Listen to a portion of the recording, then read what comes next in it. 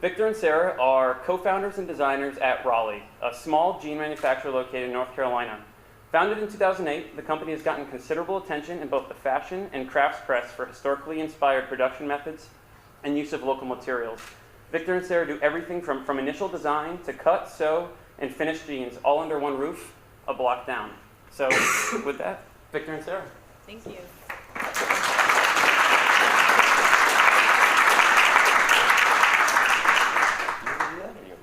I'll do it. Okay.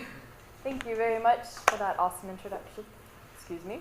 And we're really, really excited to be here. Thank you, Matt, for organizing, and Cam for hosting. And I won't go through the list again because he did such a good job, but we're really grateful for everyone who made this happen, and we're really excited to participate. So. Can everybody hear her? Yes. Good, because I don't get much louder. Thank you for being here, friend. Special guest. Yes. Okay. So we are Raleigh Denim, part of it. We started it, and we have a really wonderful crew, team of about 25 people now. Like Matt said, right down the block. And so we do everything. I guess we started out as a jean company. That is still our bread and butter. We do everything from the concept to the manufacturing and the shipping, and we have a small store. And so it's this kind of a little bit messy, but fairly inspiring for us, mixture of different design processes and challenges. So we thought we would talk a little bit about all the different facets of that, and then how, of course, creativity plays into all of it. And we were trying really hard to come up with like what our definition of creativity is, and we didn't do a very good job. We basically, it's how we get from point A to point B, which in some cases is a roll of denim to jeans from our apartment where we started, sort of as a personal project, a little bit on accident, and to our facility now, we call the workshop, but it's a small factory. From one box to pallets of product shipped out, from an idea and a sketch and a sample garment to a presentation at Fashion Week. So kind of a bunch of different areas, and we've sort of picked a couple of our favorite projects or times in the past 4 years where we've felt the most creative and want to just kind of run through those for you. But before we get into the projects, we want to give you a little bit more of the backstory. Some of the getting ready for this presentation was really fun in a way. It was really painful in a way too, because we went and we like dug up all of our old computers and our old hard drives and reorganized every single photograph that we've ever taken in the past few years. And so this is one from about 4 or 5 years ago in our first shop on Bloodworth Street in Southeast Raleigh. And this was like, you know, after we had gotten out of our apartment, and we were like making some sort of small commitment to this craft, but we still didn't have the direction that we needed for it to be viable. And so we thought about what was important to us, and it all seemed kind of naive at the time, but we wrote a mission statement, and it's something that we still think about every day now. So this was our first mission statement that really is a lot of what we still think about now. So it says, we're on a mission to build the ideal pair of jeans in principle and form, to be a part of the revitalization of the garment industry in North Carolina and the United States, and to embrace quality before quantity and the humanness inherent in that idea. So with that mission statement, which we fully intended to rewrite because we didn't think we could actually achieve all of that, we started with the most obvious part, which is the denim. So we're about an hour and 15 minutes away from Cone Denim, which is the oldest denim mill in the country. They've been making material since 1905. and they have some of the only remaining sort of original draper looms that make salvage material in Greensboro. I think there are about 30 left, 16 in working condition, and they have them all there. So it's a really amazing, inspiring resource, and we draw a lot of our inspiration from that process and the heritage and the skill set that it requires to produce this material.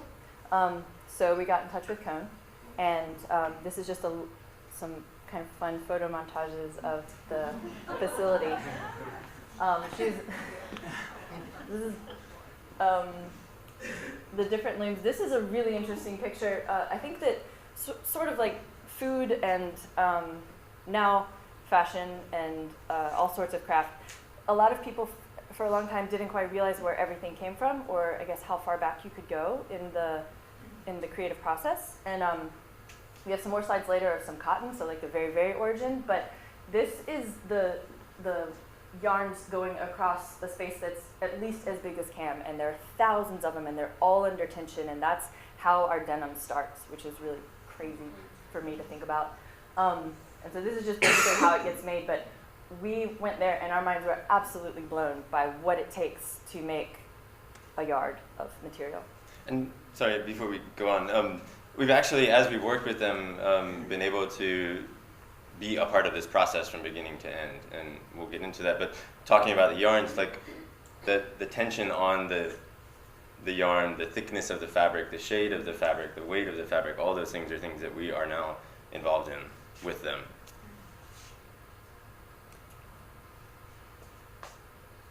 And so then making jeans, because that's what we decided when we started to focus on one thing and try and do it as well as we possibly could. So that was men's denim. And so the market is way oversaturated. And how do you set yourself apart if this is what you're interested in doing? And so we decided that it was the fit, the material, and the process. And we wanted to reflect some of that in the details. So these are just a few of those details. We have the selvage belt loop that shows what kind of material it is. And our labels, we call ourselves non-automated jeansmiths to kind of talk about the traditional construction processes that we employ in making the jeans. And we signed every pair because they were limited edition. We wanted to reflect that they were our craft. And we've actually started sharing that responsibility or honor or whatever it is with the rest of our team. So 4 of our longest, best sewers also hold pens. And we felt like that was really honest because the whole reason we did this was because we were making them. And now we've got a group of people that all contribute to make them. And so that's been a fun expansion. This is another detail. This is called roping on the hem. And it is created by this really old hemming machine that was basically had a defect. And so people threw them away. And now they're very hard to find. But that defect was original, and everybody wants the original thing, including us. And so we use this hemming machine in production. It creates this weird torque, which makes your jeans break in perfectly at the bottom. So a lot of these little details, we're super inspired by that machine. Well, and some of the other, I mean, a lot of what we do and a lot of what we're inspired by is this balance of history, craft, of the medium. And it's our interpretation of how we're doing it now and how we can make it modern. So we're using like these fabrics from the older mill, the machines from the 1920s, 30s, 40s, 50s, traditional construction methods, but we're presenting it with modern fits and modern detailing. So it's this balance of like the old and the new, the history and the modern. But these machines in particular are really interesting and inspiring because they were all made in America in what we see as the golden age of manufacturing, maybe the 20s or 30s through the 60s, where like, you know, our parents and their parents built this country on manufacturing, and made in America really meant something, and it meant quality. And you know, here we are, 60 to 90 years later, the machines are so well made that we're still using them as tools to build our jeans with the same philosophy. So there's just like really beautiful circular thing that's happening. So that's kind of a wrap-up of how we got our first product, the thought process there. And so now we have a mission statement, we have a brand, we have some samples. And how to get that into the market is the next big question. So we were fortunate. A friend of a friend sent our information over to Barney's, New York, and they called and asked for an appointment. And of course, we said yes. But we said other things too. But we only had about 5 days to prepare, and never been to a buying meeting before. And at that time, it was Victor, myself, and an intern. God bless her. And so how do you wrap all of this up into some sort of presentation? And you don't even know what that presentation is. We asked around. They said you need a line sheet, samples, and a press kit. Because we had never worked for another company. We had no clue what we were doing. And we certainly didn't have any press. So how do you present no press to this? We made a press kit out of an old cigar box that we sanded down so all of the Cuban cigar information was gone. We may or may not have used the university laser cutter to engrave.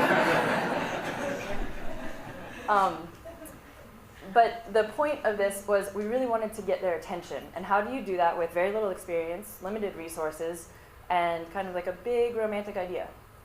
And we decided that the best thing to do was to require time from them. So we designed this thing that we just called a box. And the idea is that they have to take time to go through it, and there are different layers, and it's supposed to reflect us. And sorry, before you go on, the other idea was that even if they didn't like the jeans, that we would present them, or that we would present ourselves and we would present our brand in a way that they would want to remember it. And so we do that on a couple different levels.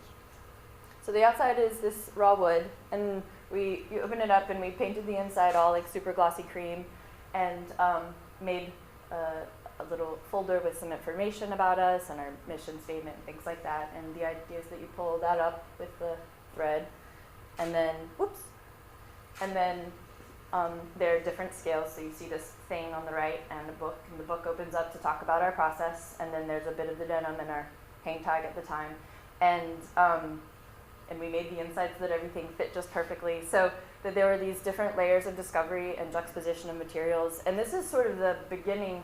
We didn't realize this until later, retrospectively, but we're very interested in experience. That crops up a lot, and I think that is like the main inspiration we have. So this thing on the right, we call the thingy. And a lot of press kits have a token or some sort of something from that brand that the recipient keeps, and we didn't really have anything, didn't want to create something super branded, so we thought about something that could just stay on their desk that wasn't like Raleigh, but that might be special. And that also would essentially be marketing for us. Yeah. Like it was this like backwards marketing in a way. Like we didn't put any branding on that thing. We wanted the thingy to be so cool that even if they didn't like our jeans or our brand, that they would keep it on their desk and they would tell people about us. They'd be like, oh, these people from Raleigh came up and they made us this little thingy. Look at it. So how do you make a paperweight in 4 days? We had some rusty bolts, which we really like, and those are cicada wings, and we made a mold and a mold of a hand. Well, yeah, we made a mold that fit ergonomically in your hand, so you'd want to play with this thing, and attach the wings to the bolt in sort of in this effort to make something ordinary, special, and fantastical, which we thought was an interesting reflection of what we were attempting to do with the product. And balance our use of machines with this, like our handmade, like kind of that machine and handmade aspect in a machine and organic way. So that's like the wrap up of the box, the thingy. It's very special to us. I don't know if it shows in photos, but we did go back about 3 years later before the buyer we met with moved to Tokyo or somewhere, and she still had it on her desk. So we were like, mission accomplished. So after a meeting, you wait. That's what this picture is. So we had our meeting with Barney's, we pitched everything. It was actually past the buying season, and so they had to get approval to do anything with us. And then we go back to our friend's apartment in Bushwick, and we were so exhausted that at 4 o'clock in the afternoon, we're blowing up the air mattresses to actually get some sleep for the first time in 5 days, and they call. And that's what happens. And we had forgotten about these pictures, so that was a really fun moment to come across, like the the phone call and the reaction. So that was the beginning. That was our first order. And so they ordered jeans for Madison Avenue and Beverly Hills for 2 stores, and it was for spring 2009, which is the worst retail quarter ever. And so then we have to go home and figure out how to make this stuff, how to actually produce. So it's actually backwards, but the picture on the right is me putting the waistbands on that first order. Sarah and I made every single pair. Our moms came in and ironed jeans, and Sarah's dad put all the rivets in. It was a village for sure to get them out. And so how does that grow? The production part is anyone can make some samples. Anyone can design a thing, but then how do you produce? How do we stay true to our mission? How do we stay true to our beliefs? The standard business model is to ship it to China. It's to draw some pictures, send it to China, you get jeans back in the mail. Like that, right? So as far as we know, we're the only denim company in America that owns its own production. And I think that's one of the most important parts about what we do. It allows us to focus on the quality and focus on the craft. This is Chris. Hello, Chris. She's with us today. She's our lovely pattern Right maker. here.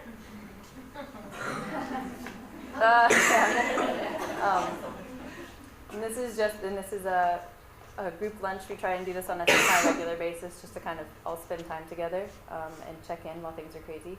So we just wanted to show you a little bit of the production. Because that is what has taken a lot of creative energy for us to sort of figure this out, not being formally trained in managing production. And because it's part of what sets us apart. And this is the store in the front of our warehouse or factory. And really quickly, the ceiling here is made out of paper airplanes, which is something we've always wanted to do, just for the heck of it. And we like the idea of airplanes being on the ceiling, and you look up and wonder, and you kind of feel nostalgic, and it's this crazy texture. And so we needed to make the store in the front feel different, with no real build out and not much cost and no real structure. And so this is a theme that also comes up later, the paper airplane texture thing. So we're going to jump ahead to a different kind of design project, and this is with Bernhardt Design. We designed a table that's going to market right now. And the goal, Jerry from Bernhardt came to us and said, I'd like to design a table based on your cutting table, which is really special to us because our cutting table, as you'll see, it has a few different iterations. And it's sort of the origin of everything that we do.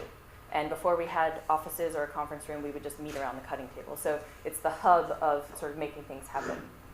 So this is the power bar complete. It has a built-in power strip, hence the name. And we used the form and the materials of our cutting table and some other concepts. And the element of power. Yeah. So this is our first cutting table. $10 on Craigslist. And that is our second cutting table. Sort of getting more towards the fabric roll, a little bit more advanced. And this is basically the cutting table we have now. It actually has a spreader. You put the fabric up there, and there's power that comes down from the ceiling, and you lay the material out and cut it. So all of this, all of these things came together to create this table, the power bar. And this was a really fun project because it needs to be able to be produced in many different sizes and many different materials for commercial and residential use. You need to be able to eat breakfast at it, put it in an airport or a hotel lobby, and have it function with multiple devices. And so this is very, very different from denim, and we learned a lot about other materials and other forms, but it's all sort of the same bones. Like the creative process is the same. We ask a lot of the same questions. In the beginning, before we started making jeans, we were making all kinds of stuff. Like, I was making furniture. Sarah was at the art and design program at NC State. Is that correct? Yes, among other programs. It was this very deliberate decision to focus on denim, to build a business, right? But we found ourselves asking these same questions in all the projects that we've ever worked on.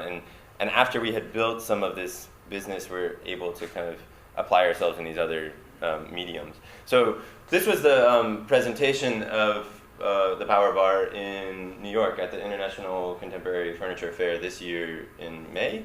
And so Bernhardt presented it as this collaboration of art, design, and fashion in a way. So we took a big part of our workshop, a couple of the people that worked for us in the shop here. That was 1/3 of the presentation, so we were making jeans in the space. There were the 2 tables in the center, and then there was an artist named Jefferson Robb from Scotland. He did these kind of interpretations of mannequins, and so he did these sculptural representations of mannequins, I guess. So 3-part exhibit that was to showcase the tables in a way. So the next thing that we worked on, I guess it's actually come to fruition this year, back to our mission statement of having impact on the textile industry in North Carolina. There's a guy named Eric Henry, and he has a company called TS Designs, and he also runs this thing called Cotton of the Carolinas. And he came to us a couple years ago and said, I want to make organic cotton in North Carolina. Is that something you'd want to be a part of? And we were like, yes, this sounds amazing. Like, we've always dreamed of making, I used to make wine, and it was inspired by like how terroir and how, this is all about like one specific region, one specific place. And so applying those principles to cotton was really interesting. So he asked us if we'd buy a future in the cotton, and we did, and we actually ended up with Eric finding a bunch of other people that would buy the futures at every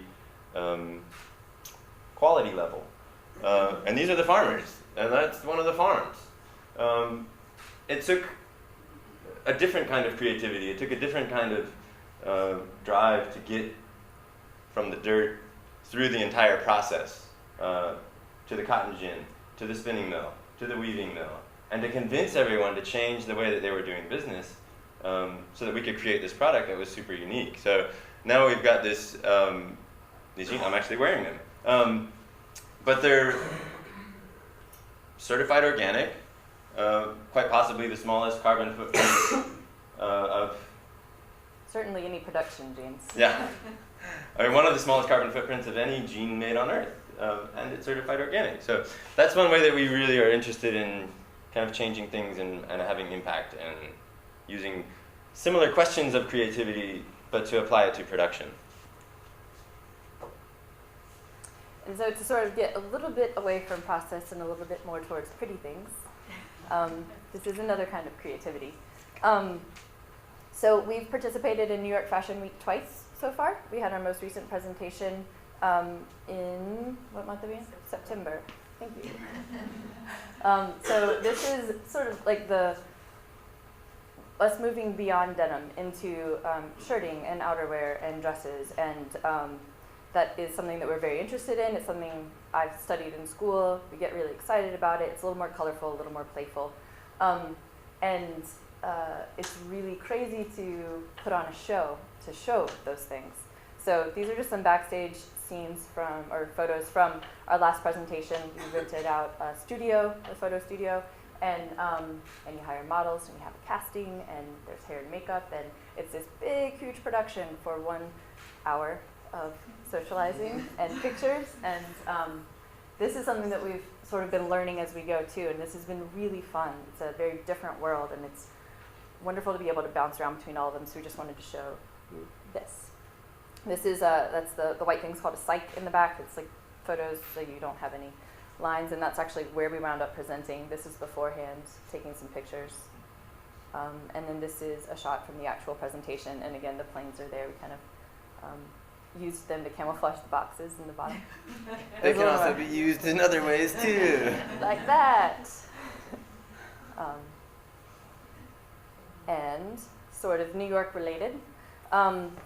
This past month, we opened our first store in New York. So it's our second store ever. We have one here, and then our first New York flagship. And that was a really big, exciting deal for us, in large part because of the process that we were able to take part in to build it, to design it. So we were really, really fortunate, and were able to work with an architect named Shohei Shigematsu he's the director of OMA's New York office. And I think we have a picture of him a few slides in. We'll come back to that one. Sorry, these are in the wrong order, but this is shown. And I wanted to show you this before we go to the others, because he's well known for lots of things, one of them being the CCTV tower at the top, and then this is a shot from the Prada store in Soho, and designed both of those. And so this is just an example of the kinds of projects they generally work on. So it was a very different thing for them to work with us.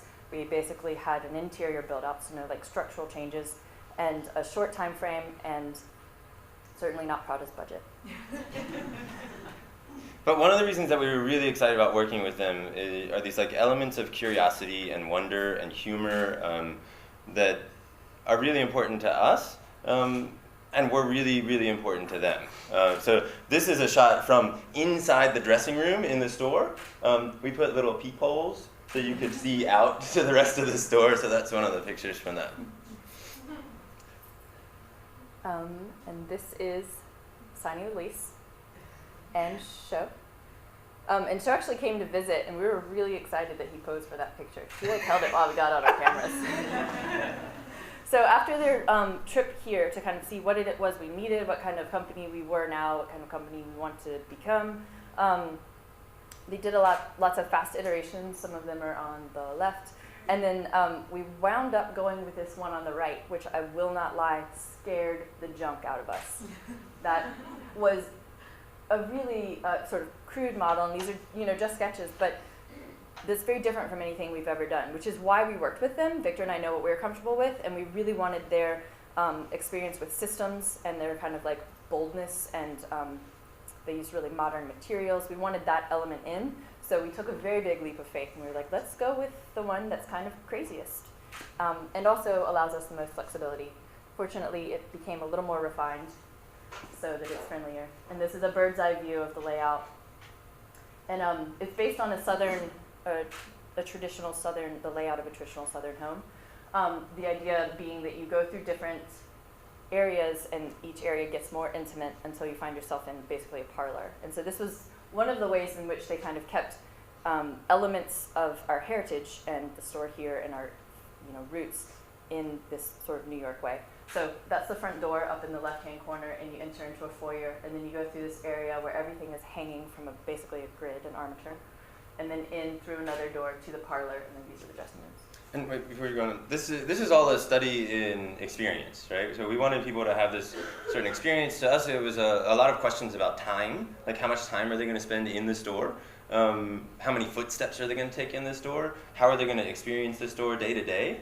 We signed a 10-year lease, and we're terrified because stores feel lame after some amount of time, and we wanted it to feel new and interesting over and over and over and over. And that really was our question to them, is like, how do we represent ourselves? How do we change the interior architecture to represent the collection? How do we make it feel interesting if you've been there? I don't want someone to go in and say, oh, I've been there, and not want to go back.